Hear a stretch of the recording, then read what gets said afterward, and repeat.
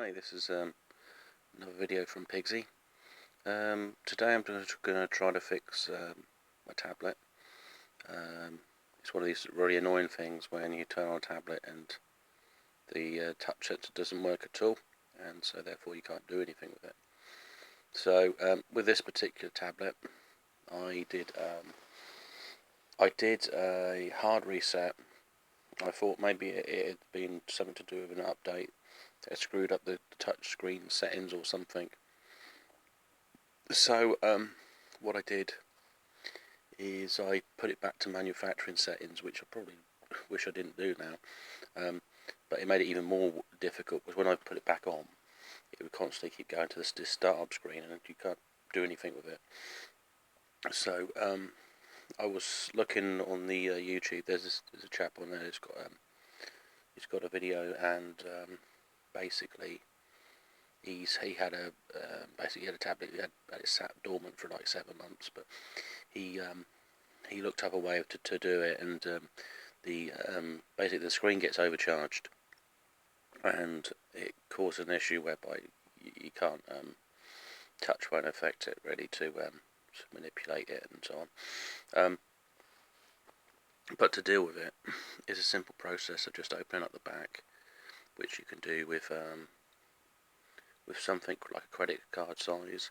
To be honest, I actually use my fingernails to get into this into the back of this cover.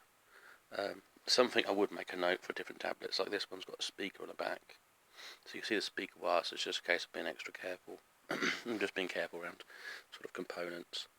You know, if you jab in like a screwdriver, it might be a bit too much.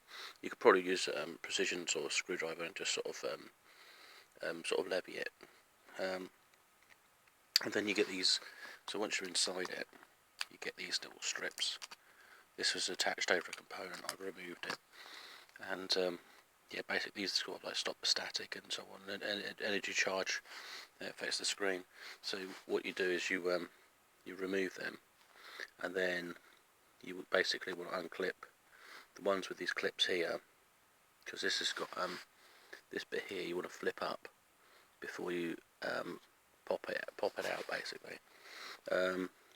That one I think I'll actually leave alone. I might fill a little bit of a fiddle with it, but got to be careful. But so you pop them out and give it a few seconds, pop them back in, and then basically just turn your tablet on. It should be fine.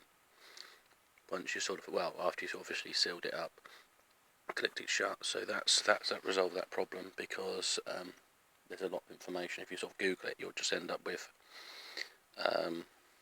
touch pads and other things, and it might not cover what you're looking for. I've also got this older model here, and I've actually got it's got a cracked screen, so I might try to get into this one, but it's got a tighter. It'd be more difficult to get inside it basically. But if I can get into it, there might be a way around the glass screen, because it's only the glass. Underneath it's fine. It's just a top layer of glass, and so as a result, when you touch it, it won't do anything. So yeah, that's my project for today. I'll probably update you if there's anything, any sort of the outcome of it basically as a project. So yeah, okay, let's be sign off. So I've just unclipped them. So just a quick add on to my video. So these are the because I clicked to the motherboard. The other ones that are soldered in. I fiddle around with them. This one was quite interesting. You just got to be quite observant. It had two little sort of sidebars that you press towards it, and you could slide it out. Just in case of sliding it back in afterwards. So, but yeah, it'd be interesting. Just for information, that I've got it working now.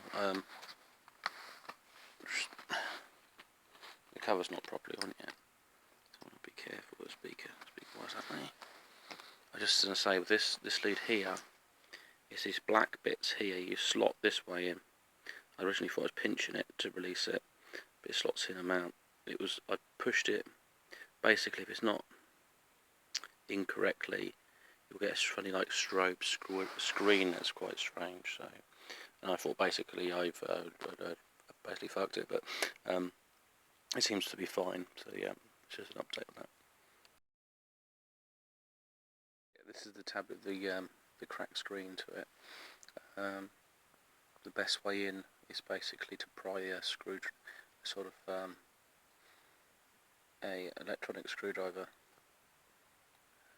Phillips, in between a cover like that. You can't really use your nail or credit card because it's very difficult to do that. So yeah, this is sort of the starting point before I open up, and I'll try to get this screen off and look for an alternative for it, basically.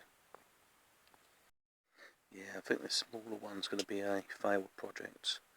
They try to remove some of the glass, but you find the actual membrane underneath stuck to the glass.